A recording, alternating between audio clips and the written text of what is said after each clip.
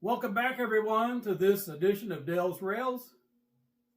This episode is an ongoing series of videos I've been doing on the scenic elements I'm doing on my town scene.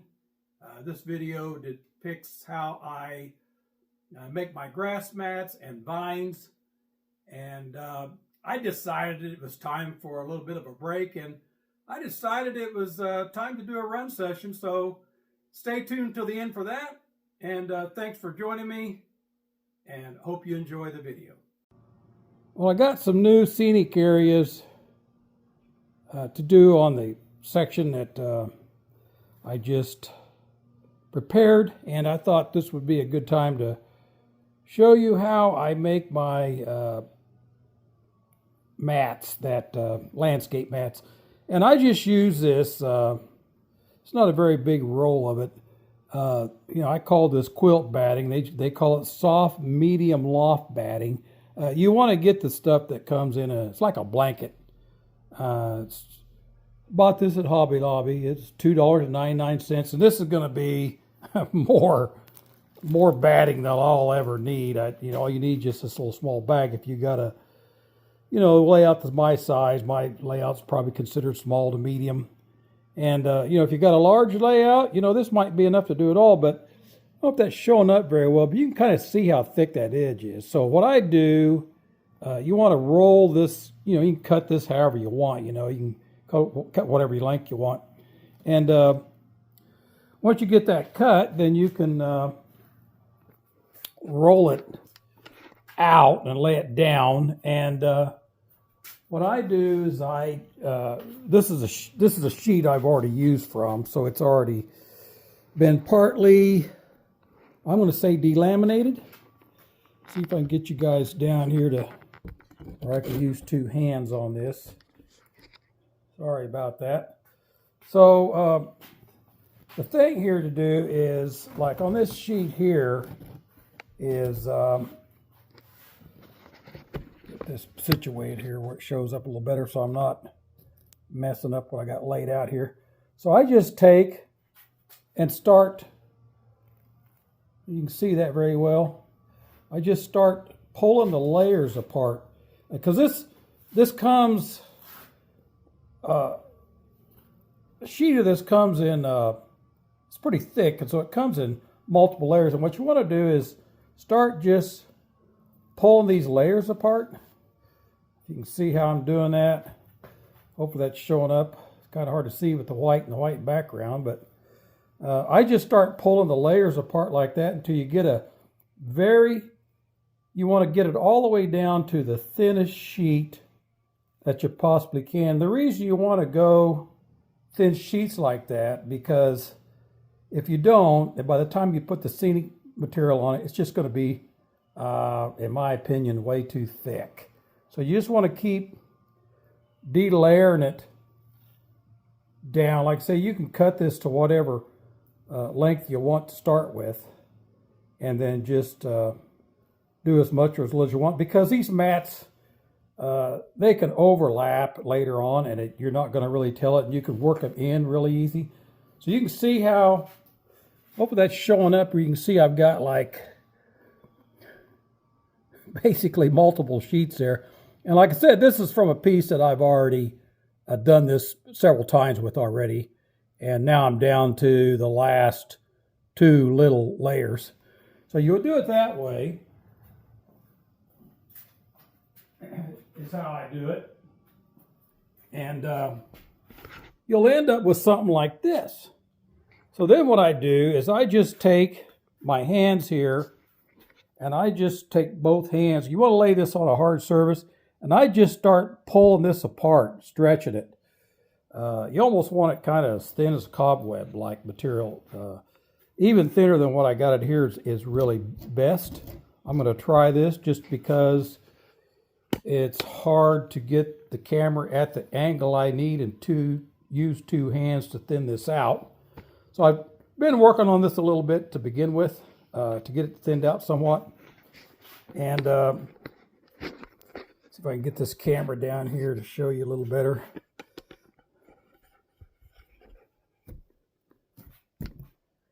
And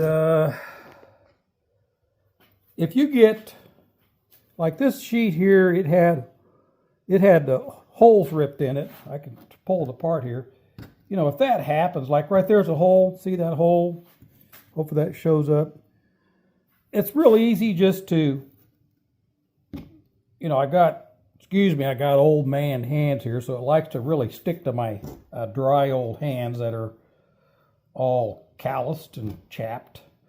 And you can just push this back together before you paint this. I paint this, and then I also use, if you remember, I did my bridge abutments. If I don't do the bridge abutments, I intentionally just use some of the leftover foam material, and I use that kind of as a filler, so it doesn't take so much actual ground foam. So you can just use this leftover. You know, I made my own little shaker ball here out of that's one advantage of being old. You got all kinds of balls. I don't know what I think this was probably a vitamin bottle or something, but I just used an old bottle here and made my own shaker canister with it, and put some of this ground foam in there so I can kind of shake this over it. And then I paint it, and I shake some of this on, and then I paint it again because I don't want this color of green to show through. And usually it's enough just to paint one side of this. You don't really have to flip it over and paint the other side, or at least that's what I've found. Hopefully I can set this up, and I'll show you the painting process I go through. And then while this is still wet with paint, it's a good time to put the foam on, and even to put on the permanent, ground foam, that, you know, the decorative ground foam, like I use like the Woodland Scenics here.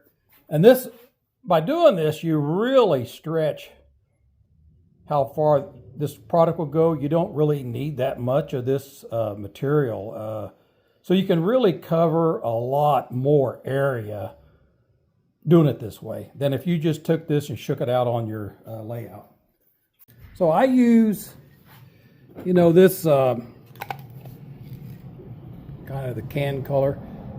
This Krylon Fusion Matte Spanish Moss seems to be real good.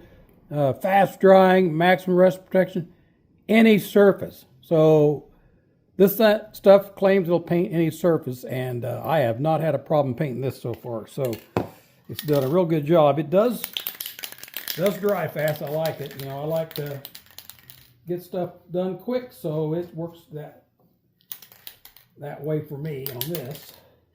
And it's just a matter of shooting this down with the green paint. You can see it's going to go pretty quick.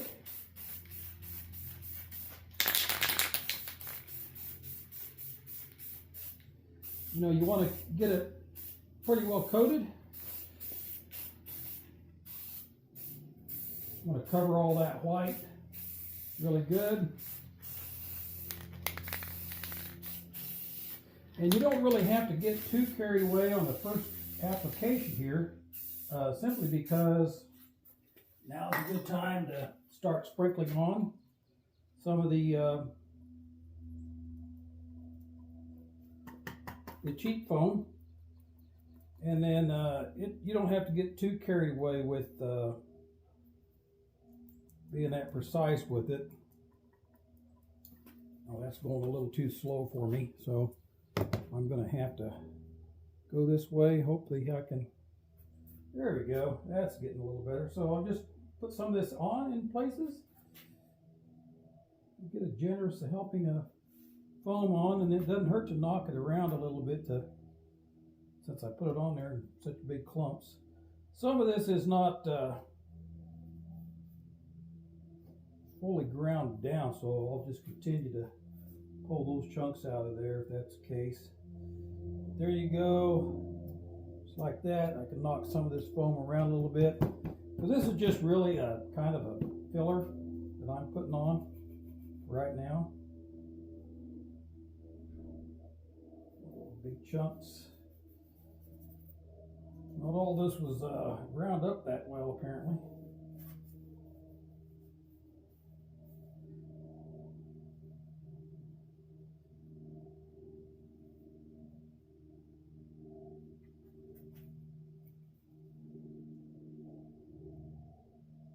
put something on.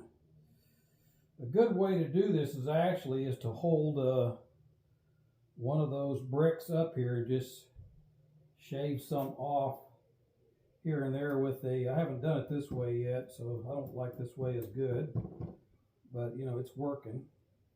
I just need to get the big chunks out of there. I want those big ones in there. They're not really ground down far enough. I just thought I'd use this stuff up a little bit.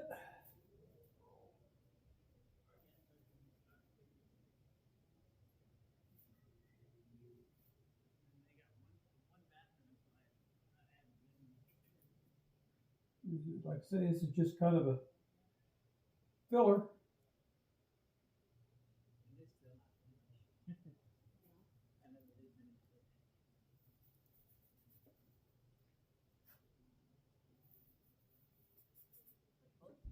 Get the big chunks out of there. Won't break up.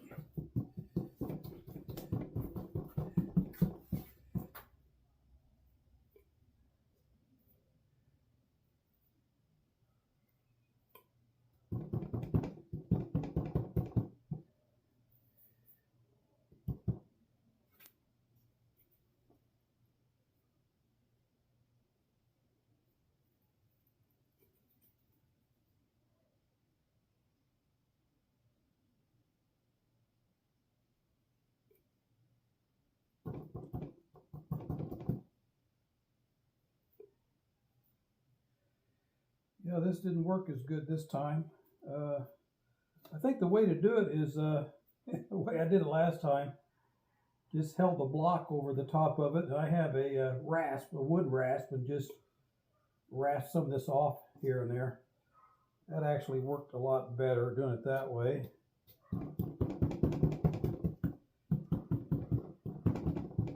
I just thought I'd use this up since I had it.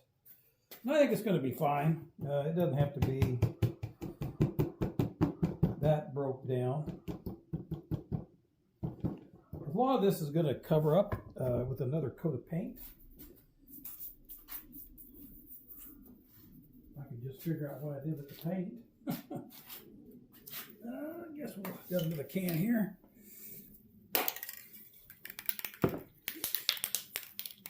Oh, there it is right there. We'll just continue to shoot this down.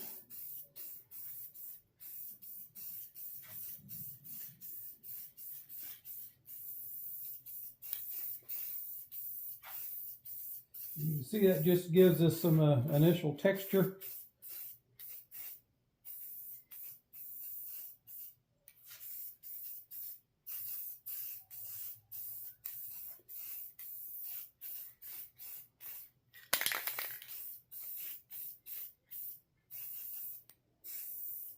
You kind of see why you don't need to paint both sides. Can's kind of running out, so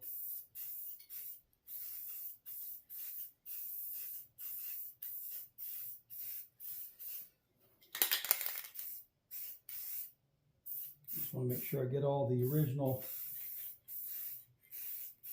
chunks covered up.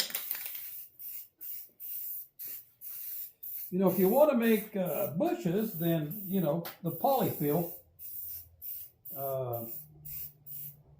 batting is the way to go on that. It's, you know, the teddy bear stuffing.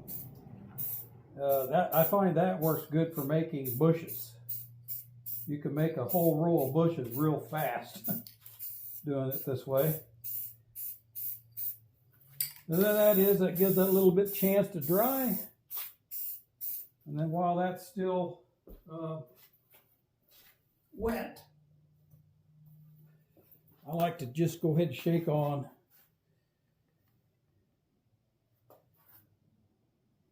it's pretty easy just to do it just like this. I mean, it doesn't really, you know, some of those other chunks in there, if you don't like those later, those can be pulled out of there. It's not that big a deal. But I think once I get most of this in place, you're not going to see it anyway. This is kind of a coarse mix. This is a coarse turf from Woodland Scenics. So here's your coarse turf.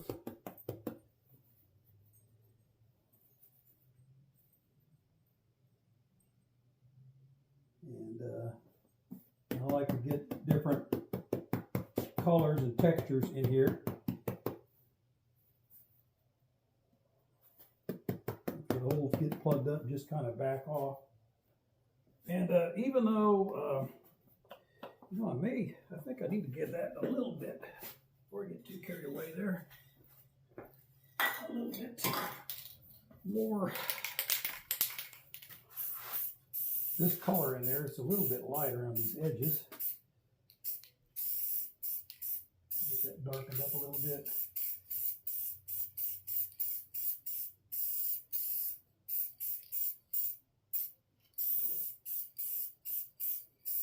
Don't really want to leave any of that trace of that white showing through. And that piece, I think, was starting to dry out anyway. Just come over here and do the same thing on this one.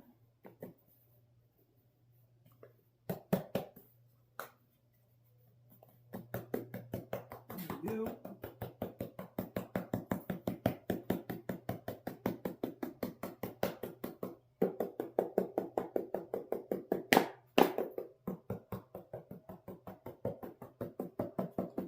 And you can get a little as this or as much as you want. You know, the more you put, I mean, you don't want to get it too overdone.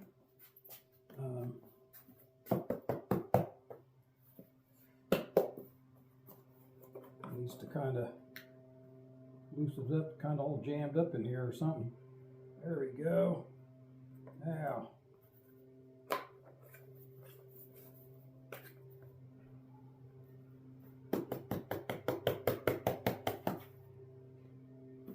that paint is already, see, that paint dries quick on here, so I'm gonna have to work a little bit fast, you know, to take advantage of that wet paint.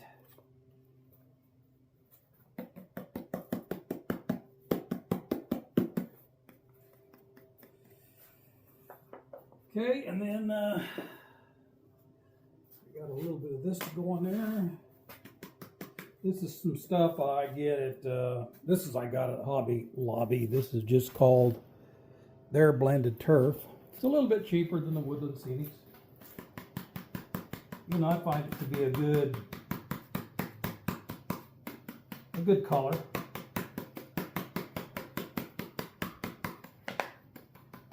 You can put as little, like I say, little or as much of this as you want. Trying to just do 2 mats here.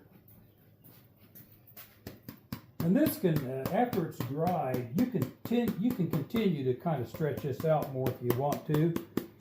And all you have to do is just fill in with more seed material. If it, you know, thins up on you. This is kind of changing the color a little bit so it's not so that dark green. That Spanish moss is kind of a dark green, and I kind of really, that's fine for the underbrush, so to speak, but I want the surface to be a little bit lighter green. And there's also, you know, I got some of this stuff too. Doesn't hurt to even, this is just an old bag of grass I've had for a long time. It's just called fine turf yellow grass. I'm not even sure. I'm not sure where this came from originally. Maybe it was Hobby Lobby. But you can kind of come in here and, you know, put some different coloration in here just by shaking some of the green here and there, or the yellow, and just kind of trying to get, I'm probably getting too much. So that would be kind of dry already. And then what I do, I just use any once that dries up, I just go in there and I just use any cheap hairspray I can find. And I got this on closeout, so it was really cheap. And I just used hairspray to attach that. And then once you spread the hairspray down, you can continue to add more. It smells really good too. It was a lot better than the paint. You can just go in there with the hairspray and add some of the hairspray. And this would take, oh man, probably twice as much scenery if you applied it directly to your layout like that. Let's see if I can get that a little bit. Just kind of have some small holes. I guess it is kind of a fine turf. Hopefully you guys get the idea. And what I like about doing this also is you can see I'm out here doing it in my garage, and I can make the mess out here and not down there in my train room. And then I can take this into the train room and just cut these whatever shape and size I need them. And I'll even continue to stretch them out. In fact, you can take little pieces like this right here. It's still kind of sticky. I can pull this out and actually keep stretching it very fine strands, and you can make your own vines with it, which look very convincing if you drape it over your rock surface edges and stuff. So that's what I like about this too. It makes very convincing. You just keep stretching and stretching very fine strands. I'll do it after it's actually been painted and textured like this. You can just keep stretching it and stretching and stretching it and actually make your own vines. And it's good for using as fillers to fill in spots on the areas that you don't want to show, but you don't want to take the time to, say, maybe replaster or re-scenic it. All right, well, that's my little tutorial. I'll continue to keep adding to this as I go, but you can see how quick it is. You can make those mats. What I like about it, you can, if you got a big enough layout, you could just take this whole thing and drop it in. It isn't going to matter. You know, this probably needs more scenic material in here. It isn't going to matter if this isn't quite done yet or whatever shape that is, because you could take this piece and butt right next to it and overlap them, and it'll fill right in. You can't even tell there's a seam there. So that's another thing I like about it. You can put pieces together, so it doesn't really matter if it comes out irregular like that. Yeah, this mat, well, talking about stretching it out, it's way, you can see how thick that build up, how quick that build up to that thickness. It's way too thick. That mat should have been stretched out probably twice what it is. But you know, it's something, like I said, you can still stretch this out once it's dry, so it's not really that big a deal if it's a little bit too thick right now. So yeah, I like that thinner than that, and it's really not a problem to change it. So if that happens to you, then don't worry about it, because you can always just keep stretching it out thinner. Okay, here's the sheet that I just got done doing. What's nice about it, you can just come in here. I'm going to cut this back pretty far because I like to leave the dirt edges exposed. So I'm going to leave quite a bit of this exposed here, just because I've got some ballasting to do. And then I like to pull this edge down to have a more, you know, this cut edge is too crisp I want to have a more jagged edge here. So I'll purposely cut this where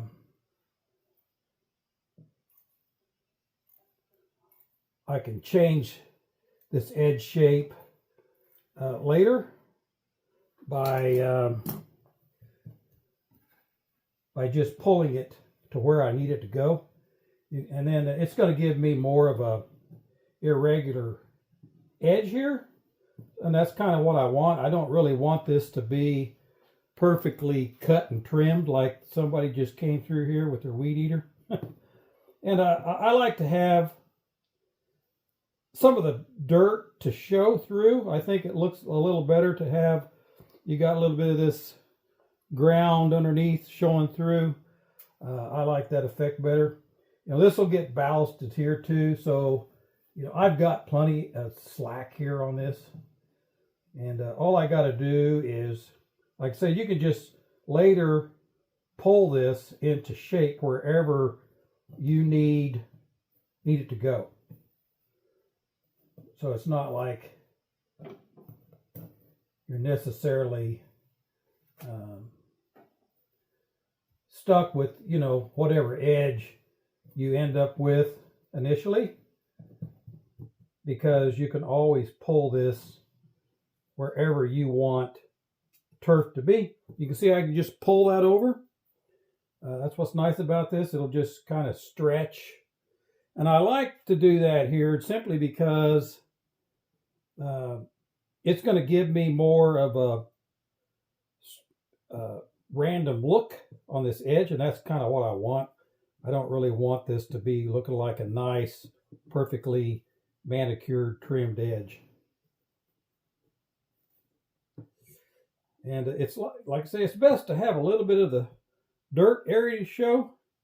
And you can vary that however you want. You know, if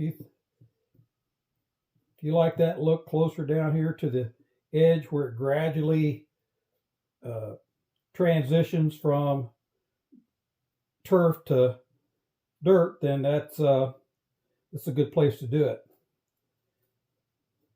You know, anywhere throughout here, you can, if you want to open this up a little, I'm going to pull this up a little bit more here, just because I want to cover a little bit more of this dirt area up here. And all I got to do is just pull and stretch it. And this is going to give me more of an irregular edge along here as well. I don't really necessarily want that to be perfectly manicured either. You know, I want the edges to look a little bit more natural rather than something that's manicured. Okay, so here's what it's like putting the sheets in place, the mats, and you can see how quick you can do scenic material. I mean, what you seen me do, that was real time. That was all shot in the time it took me to do it. And I didn't really get carried away of trying to, purposely place any of the scenic material in a certain given spot. And then after you bring it in here and cut it, then you can bring some more ground foam in, the scenic material, and sprinkle it, along your edges and fill in.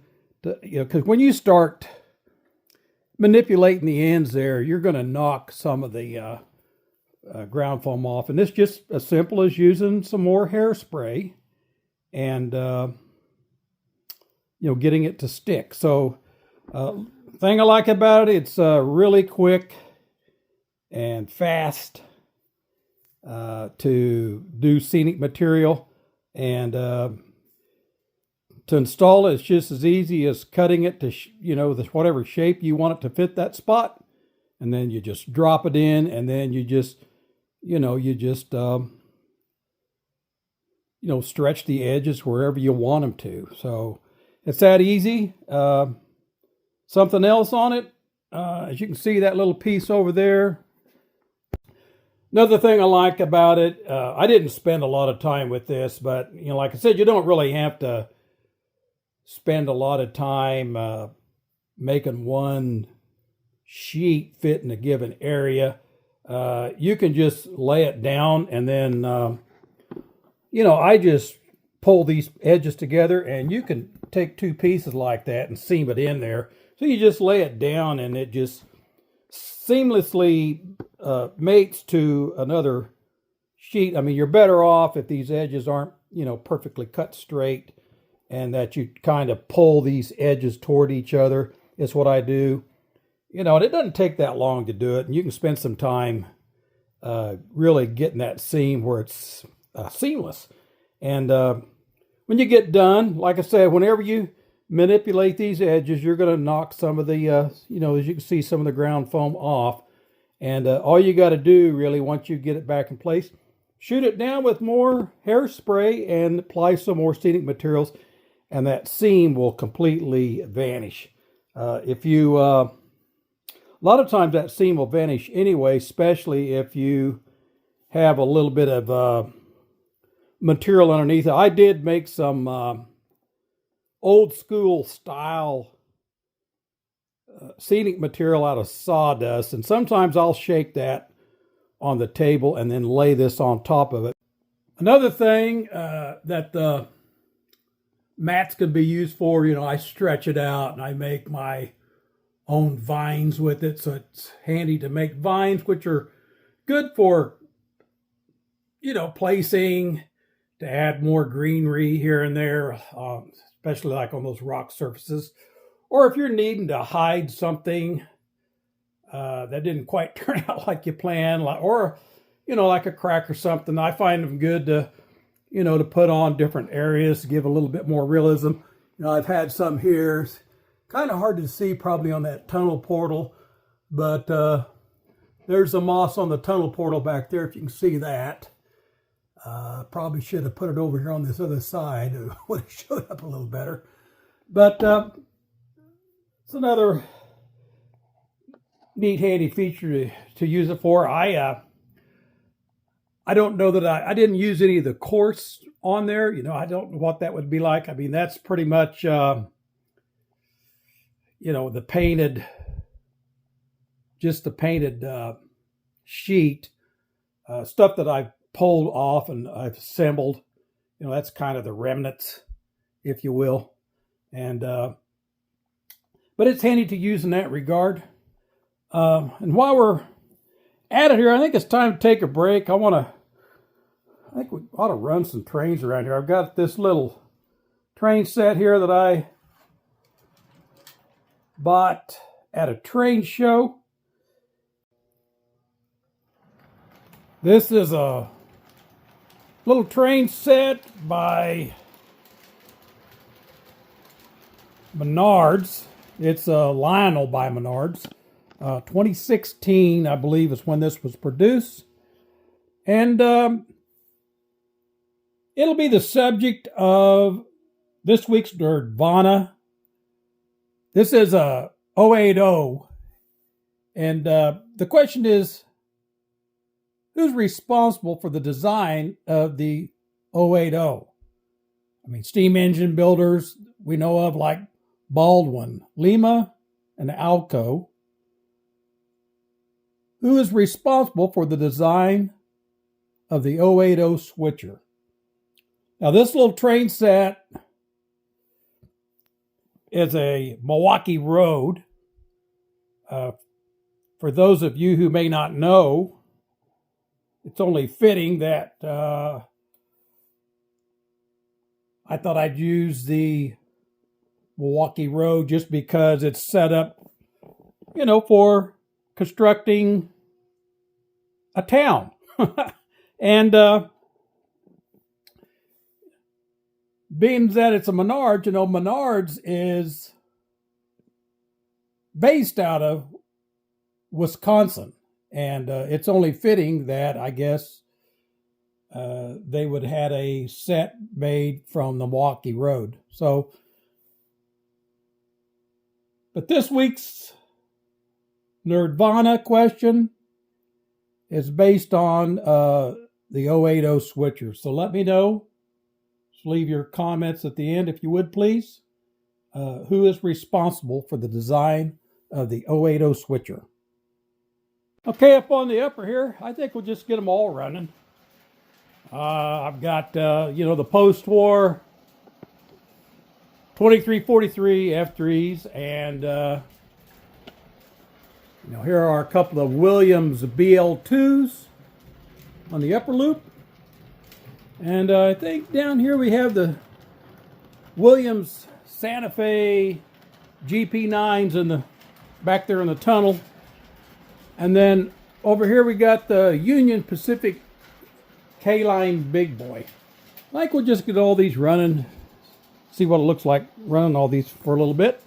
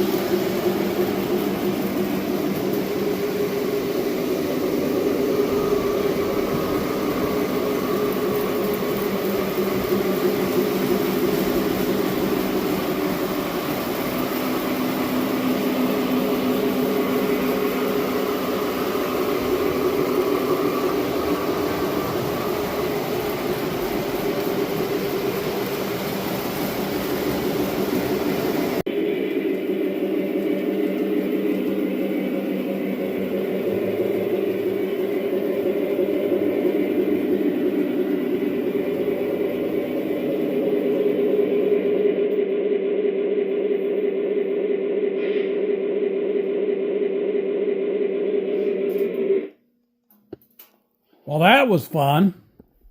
Almost forgot what it was like to run trains. You know, after all, that's what this is about.